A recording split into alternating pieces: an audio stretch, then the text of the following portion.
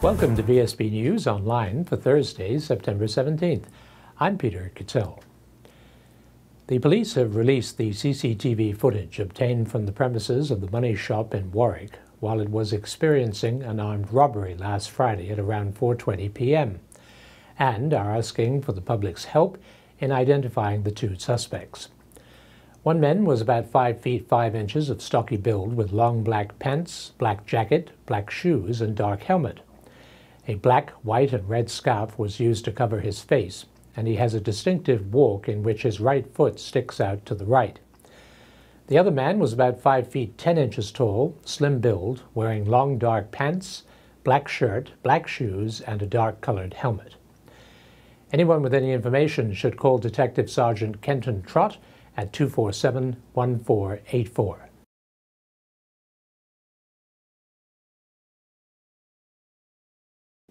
The onset of private and commercial drone flying in the skies over Bermuda in recent years has enjoyed a high degree of compliance from the people involved, and the civil aviation authorities are by and large satisfied that the licensing rules are being followed. But when it comes to something like the America's Cup, it has proved necessary to impose serious restrictions. Brian Dobby found this out when he spoke to Peter Adhemar, head of operations in the Department of Civil Aviation. What will happen when the America's Cup comes around and we have helicopters in the air and a lot of the professionals doing their own work for the America's Cup? Will they rather not have any other extra problems? Well, we've anticipated that there would be a problem, so we ran what we call a hazard identification and risk analysis process for the event. We involved all the people involved. We'd got as much information out of the America's Cup Committee as to what their media requirements are, and that was determined that they need one helicopter, which is coming here to film the event. They also determined they do not need any drones for the filming of the America's Cup event, and that they have the exclusive copyright for it. So what we have done, we have put in place what we call a temporary restricted flying area. No-go area. Exactly, which is being promulgated to the aviation community and will be promulgated by the America's Cup Committee, I think tonight in the town hall meeting. It's a 3-mile radius circle based on a latitude and longitude in the Great Sound, from sea level to 1,500 feet. Nobody can go in that without our approval, and will be coordinated by air traffic control, who will advise a traffic advisory. Now, if someone does misbehave, who has the authority to stop them or tell them they're offending? This is the difficult bit. Our powers of enforcement are enacted through the Air Navigation Overseas Territories Order, which are very difficult to put into place. It needs the cooperation of the police, because we're not out there to catch these people. We just put the procedures in place. But anyone actually violating the restricted area could be prosecuted and would have to go through, would have to take them to court through the DPP and get a conviction where they can be fined up to about $4,000. Right, and that's also serious. It is, yes, it is serious. But we want cooperation here.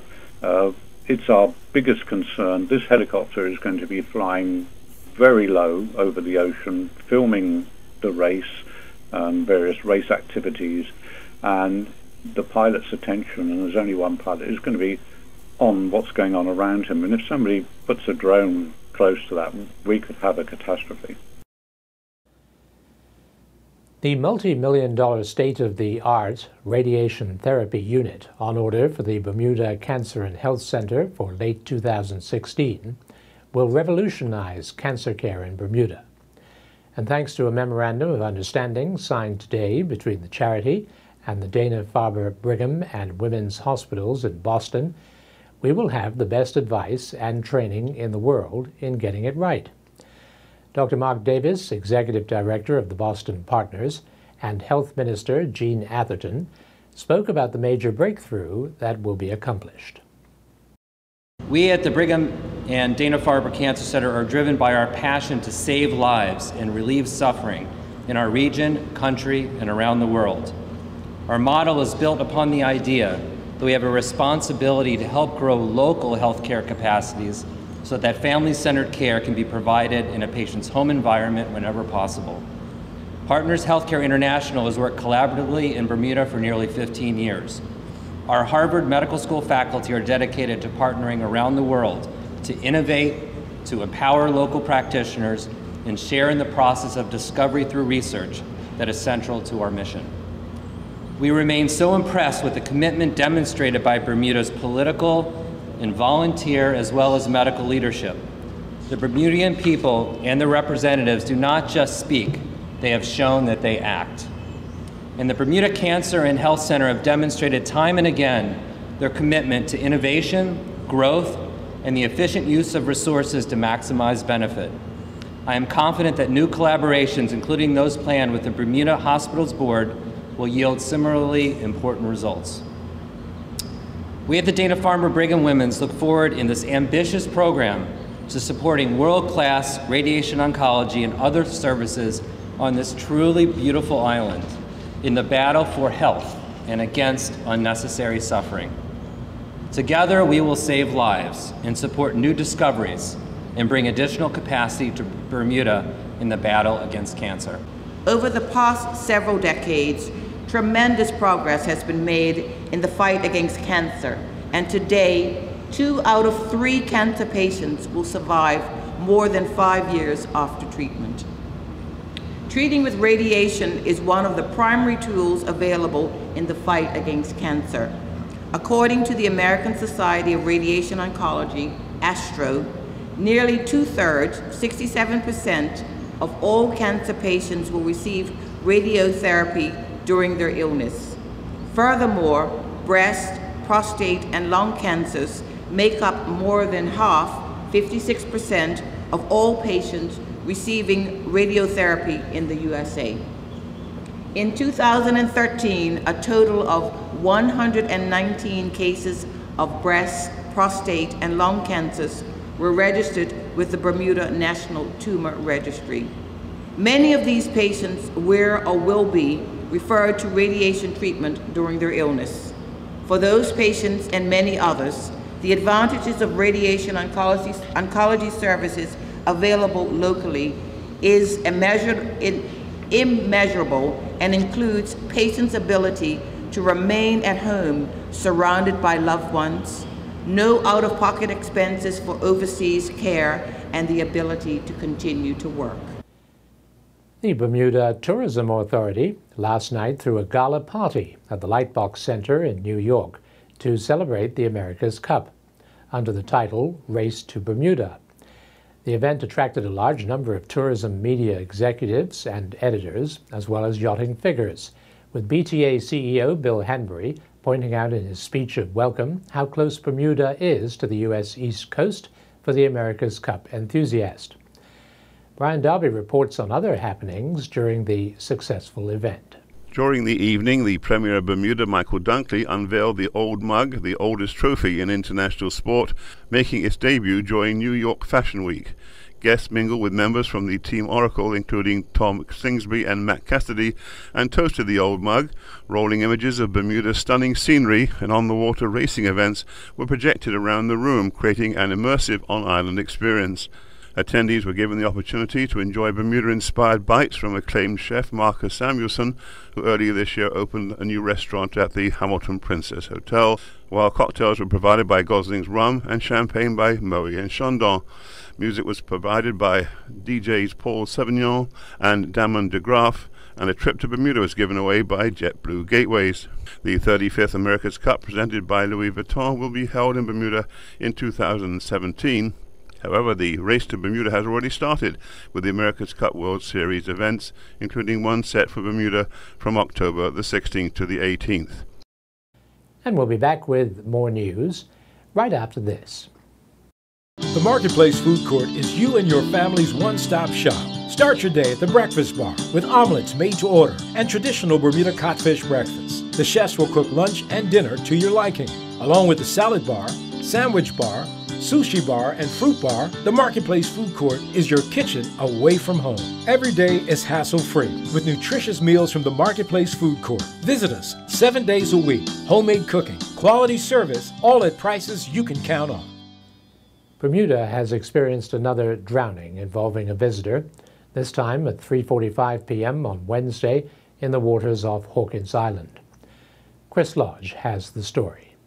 Police say details surrounding the incident are sketchy at this point, but it does appear the 56-year-old man, a visitor aboard the Norwegian Breakaway, was snorkeling with the group when he was noticed in an unresponsive state in the water. He was lifted to a private vessel where they met up with a police marine boat taken to an awaiting ambulance to King Edward Hospital. However, at 4:44 p.m., the man was pronounced dead. No further information will be given until the next of kin has been notified. I'm Chris Lodge, VSB News. The chance to obtain a neutered or spayed cat over 3 years old for free is being offered this Saturday by the Bermuda SPCA at its Valley Road headquarters in Paget. The effort, according to marketing manager Deborah Titterton-Narraway, is designed to alleviate the crowded conditions in the special unit reserved for adult cats. Yes, our normal adoption fee for cats over the age of 3 is $50. Every cat that leaves here is microchipped, spayed or neutered, and that cost is usually close to $400. And for under 3, you're going to let them go? Under 3, it's still the regular adoption fee of $100. Yes. How well does this system work for you? I mean, I know people bring you the cats. Do you get rid of them quite often? We have a very large turnover. Usually at this time of the year, we have people leaving the island or kids going back to school and the parents no longer want to care for animals. So our numbers do increase, and that's coupled with kitten season. So we do have a number of kittens on hand as well. So it does make it a busy season for us. Now, there are cat societies, if that's the right word, all over the island looking after stray cats and feral cats. Is that because it's really a little bit out of hand? I know I've heard of figures of thousands of cats. There are certainly the Bermuda Feline Associate Bureau are the charity that look after the feral cats on the island. And there are a number of feeding stations across the island. They're really trying to control the population. They do their best to spay and neuter the feral cats so that the populations don't continue to grow. But neither their charity or ours are helped by people who dump, drop off home domesticated cats in the wild. Because there must be many an anecdotal story about that. They probably follow them, don't they? And cats are very territorial. They'll go back to the same place. So if you've taken your domestic Warwick cat and tried to leave it in St. David's, the St. David cats don't want it, and he will try and come back to Warwick. And usually when people have dropped off their domestic cats, they're not spayed and neutered. So they meet somebody else out there, and next thing we have 6 kittens, and 3 months later we can have 6 more kittens, and the numbers just keep growing. So your plea is don't dump a cat. Don't dump. Bring them to the SPCA. We will happily take them. We also offer a microchip and spay and neuter financial assistance program.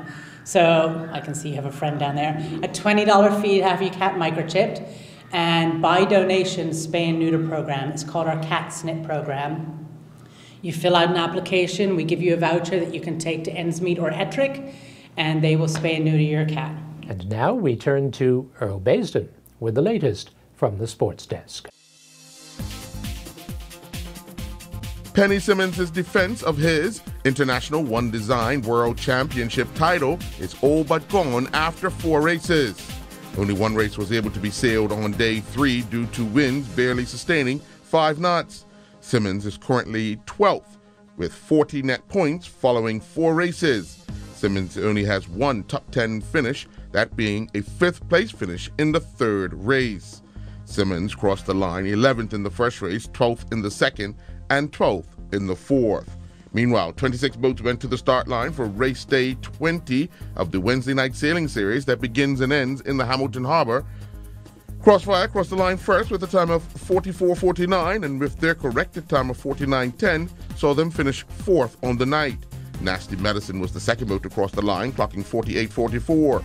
with the corrected time of 53:10, saw them finish 16th on the night.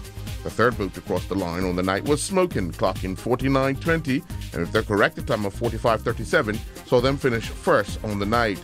Mayhem was second on the night with a corrected time of 47:22 after recording a time of 50:31, while Passion was third on the night with a corrected time of 47:57. Man O' War rounded out the top 5 finishers on the night with a corrected time of 50:33. Last night, the Pembroke Pirates and Pettit Pistols saw to it that they will battle for the 2015 inline hockey final after winning their Game 3 semifinals battles at the PCC hockey rink. The Pirates defeated the St. George Generals 11-3. David Provost and Warren Miller both scored hat tricks for the Pembroke Pirates, while Jacob Amlong found the back of the net twice. Mark Heinzman, Ryan Wilson, and Matthew Desjardins all added a goal each. Patrick Neal scored twice for the St. George's Generals, while Jeffrey Engelman scored the other. The Pistols defeated the Somerset Snappers 7-5. Chris Grantier and Joe Neal both scored hat tricks for the Pistols, with Shannon Goose adding the other. Christopher Jackson scored 4 times for the Somerset Snappers, with Jeff Morash adding the other. In a frantic match at Ewood Park, Jair Parfitt-Williams and his West Ham United development squad teammates were edged out in a 7-goal thriller by Blackburn Rovers. In a game that was full of chances, Parfitt-Williams, who is recovering from an injury, scored his first goal of the season. Birthday boy Dal Hollis was named the Shivers Sportsman of the Week. Making today's presentation was the Bermuda Cricket Board First Vice President Neon Steed. The Bermuda Cricket Board and Shivers Wriggle are delighted to announce that the winner of the weekly Shivers Sportsman Award is Dal Hollis. Congratulations, Dal. Thank you. I'm also going to congratulate you on behalf of Goslings and Shivers. Instead of the regular Shivers 18 that we usually present, we're presenting you with their new Shivers Extra. So I hope you enjoy it. Congratulations. Yes. Thank you very much. On behalf, I'd like to thank the Bermuda Cricket Board of Control and the Shivers Rule and whoever nominated me for this award. I just want to say thank you very much. Wolfpack Hoops announced that Coach Tommy Brown, head coach of Division II Lee University in Chattanooga, Tennessee, will be attending Bermuda from September 24th through to the 26th in order to hold a skills clinic with local players while also recruiting to look for potential scholarship athletes. Coach Brown, a native of Chattanooga, Tennessee, and former head coach and athletic director at Bluefield College, has spent 11 seasons as a head coach of the Lee men's basketball program. During his time as head coach, Brown has compiled a 234-90 record and has an overall mark of 369 wins to 191 losses in his 18-year coach career. Meanwhile, following the inaugural 2-day Jumpstart Skills basketball clinic held by the NBA and Digicel in association with the BBYF, 5 under-16 athletes were chosen to travel to Trinidad and Tobago for an elite basketball camp. Kaylin Peters, Mikhail Glassford, Rai Aronson, Jan Sutton, and Jarrell Smith will participate in an intensive camp where they will compete with the best athletes throughout the Caribbean to have the opportunity to further travel to New York City and attend an NBA game and tour the NBA Stadium.